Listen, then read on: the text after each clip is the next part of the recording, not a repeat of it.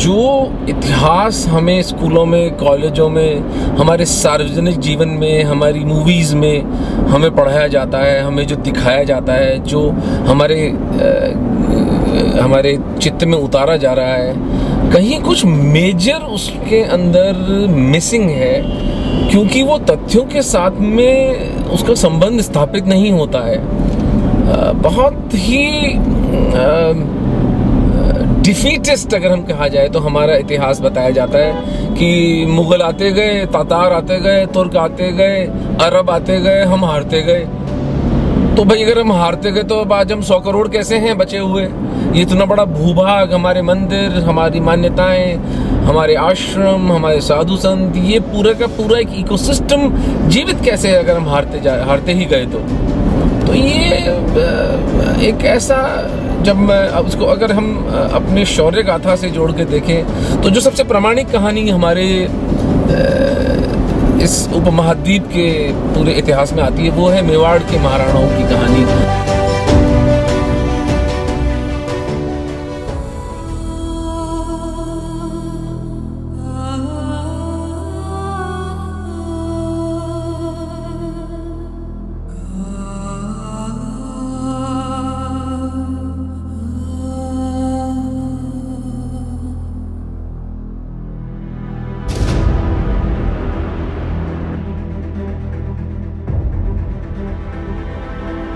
दिवेर के इस स्मारक पर, जो कि हर क्षत्रिय के लिए, हर हिंदू के लिए एक तीर्थ से कम नहीं है, और ये जो वांटेज पॉइंट जहाँ पे मैं खड़ा हूँ उसमें एक बहुत इंटरेस्टिंग जियोग्राफिकल भौगोलिक लोकेशन है ये।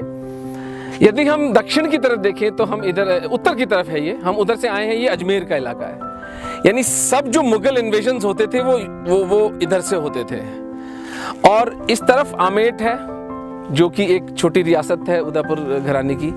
इस दिशा में, दक्षिण दिशा में उदयपुर है, और मेरे पश्चिम दिशा में मारवाड़ है। ये मारवाड़, इन पहाड़ियों के आगे मारवाड़ शुरू हो जाता है, यानी जोधपुर, पाली, जालौर वाला जो हिस्सा है। ये वो घाटी है दिवेर की जहाँ महाराणा प्रताप ने अपना विजयी जो क्रांतिकारी युद्ध लड़ा, जिसे हमारे इतिहास से मिटा दिया गया है, स्थान पर आए हैं जहां पर जो युद्ध स्थल है, जो दिवेर की घाटी है जहां पर युद्ध लड़ा गया। मेरे साथ हैं श्री नारायण जी, जिन्होंने अपना पूरा जीवन दिवेर के युद्ध को सार्वजनिक करने के लिए, और इस जितने भी स्मारक वगैरह जो आज हमने देखे हैं 2-3, वो सब आपके पुरुषार्थ, परिश्रम और अपनी निष्ठा का फल है। मैं बहुत ऋणी हूँ नारायण साहब का कि इन्होंने हमें समय दिया, पूरे दिन आज हमारे साथ में रहे हैं। साथ में शत्रुंजय सिंह जी बना है। आप यहाँ पर एक बहुत ही सुंदर, बहुत कंफर्टेबल, बहुत क्लासी एक रिजॉर्ट चलाते हैं, और सुबह से बना भी वेरी काइंडली हमें लेके घूम रहे हैं। तो इन दोनों के मुँह से सुनते हैं कि इस जगह का महत्व क्या है। नारायण साहब बताएं जरा, ये क्या है स्थान, क्या इसका महत्व है? हल्दीघाटी युद्ध के 7 वर्ष बाद एक निर्णायक युद्ध जो है वो इस पवित्र घाटी में लड़ा गया। अच्छा, आप देखिए, आज भी रोंगटे खड़े हो रहे हैं इसको देखकर। स्थान को देखकर हमारे रोंगटे खड़े हो जाते हैं। और सौभाग्य से यह है कि ये घाटी जो है आज भी उसी रूप में जीवित है। ठीक बात है, इस पर कोई इंक्रोचमेंट्स वगैरह या कुछ नहीं हुए हैं। और मुगल कालीन और उस समय हमारे प्रतापकालीन जो रास्ते हैं, हाँ, वो आज भी इस घाटी में विद्यमान हैं। वो हम उनको रिकॉर्ड कर सकते हैं? बिल्कुल आप कर सकते हैं। Very good. महाराणा प्रताप की और मेवाड़ की जो शाही, जो राजसी जो सेना थी, घोड़े, रथ, उनके हाथी वगैरह इत्यादि चलते थे। ये प्राचीन रास्ता आज भी सुरक्षित है। मुझे नहीं पता इसको क्यों नेग्लेक्ट किया जा रहा है। ये एक स्मारक होना चाहिए। और रास्ते में एक बावड़ी हमें दिख रही है, जो कि इस प्राचीन मार्ग के हर 5 किलोमीटर पर एक बावड़ी होती है, जहां पर कि पानी इकट्ठा होता है ताकि जानवर पानी पीते चले और युद्ध के लिए हर क्षण तैयार रहें। आइए उस बावड़ी का हम निरीक्षण करते हैं। चूना और उस समय का जो गारा और उस समय की जो कंस्ट्रक्शन मटेरियल था वो दिख रहा है हमें। अगर किसी और विकसित देश के अंदर ये होता तो इसको एक मॉन्यूमेंट की तरह वे लोग प्रोटेक्ट करते, लेकिन यहाँ ये उजाड़ निर्जन पड़ा है। एक आधी पीढ़ी के बाद में शायद ये विस्मृत भी हो जाएगा। हमें कम से कम सब क्षत्रिय समाज को तो मिलके इसके प्रति एक संवेदनशीलता रखकर इसकी स्मृति को जीवित करना चाहिए। आइए हम वो बावड़ी देखते हैं जहाँ पर पानी का संग्रह किया जाता था। है कोनी? अरे वाह, मेवाड़ में पानी की कहीं कमी है। ये वो प्राचीन बावड़ी है जिसके अंदर जल आज भी विद्यमान है।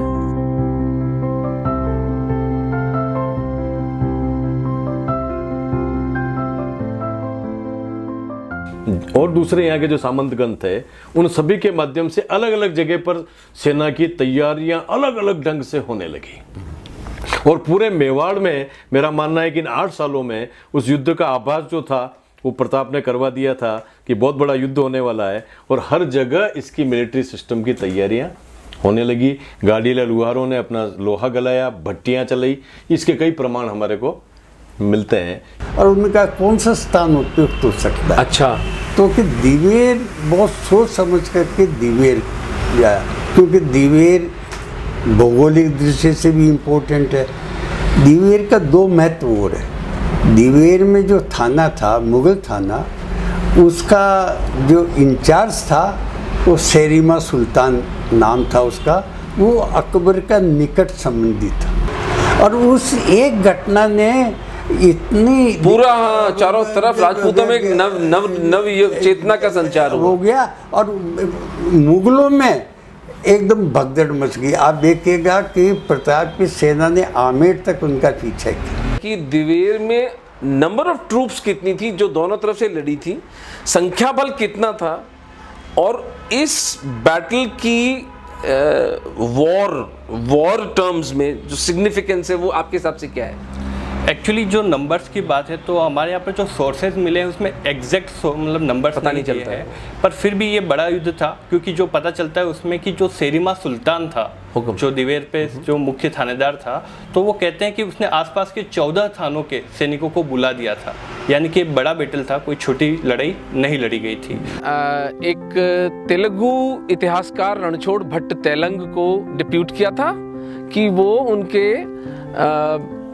पूरे राज परिवार का इतिहास डॉक्यूमेंट करें, और उस राज प्रशस्ति ग्रंथ जो उन्होंने लिखा वो लगभग 25 शिलाओं में यहाँ पर पत्थर में उकेरा हुआ है। तो हम अब उस अमुक शिला के ऊपर खड़े हैं जहां दिवेर के युद्ध का वर्णन है। मैं इसका पिक्चर भी वैसे आप शेयर करूंगा उसके साथ व्हाट्सएप वगैरह पर, लेकिन हम इससे प्रकट डॉक्यूमेंट दिवेर के युद्ध का मिलना कठिन है। आइए हम इसको अब अपनी आंखों से देख लेते हैं। ये 5वीं शिला है और यहाँ पर रणछोड़ भट्ट तेलंग लिखते हैं, दिल्ली प्रतापे शोध दे देवेर नाम के सुल्तान सरीमा। तो सुल्तान सरीमा खान व्यक्ति था, खां, जिसका वध प्रताप के बेटे अमर सिंह जी ने देवेर युद्ध में किया था। और बहुत क्लिनिकल एक्यूमेन वाले एक वॉरियर थे जिन्होंने स्ट्रैटेजिकली, टैक्टिकली मुगल इन्वेजन को मेवाड़ से हमेशा के लिए समाप्त कर दिया। दिवेर और महाराणा प्रताप हिंदुओं की स्मृति से भुलाए नहीं जाएंगे। जो स्थान उस महापुरुष का है, मैं अपना जीवन कृतार्थ समझूंगा अगर किसी भी प्रकार से मैं उस महापुरुष की स्मृति को इस हिंदू समाज के हृदय में जागृत कर पाता हूं। मैं आपका ऋणी रहूंगा नारायण साहब, आपने मुझे अवसर दिया, मुझे ज्ञान दिया। डॉक्टर साहब आगे देखते हैं, मां भवानी की जो इच्छा होगी, एकलिंग जी महाराज की जो इच्छा होगी वही होगा। डॉक्टर साहब और तो मैं क्या कह सकता हूँ। लेकिन दिवेर को हम पुनर्जीवित करेंगे।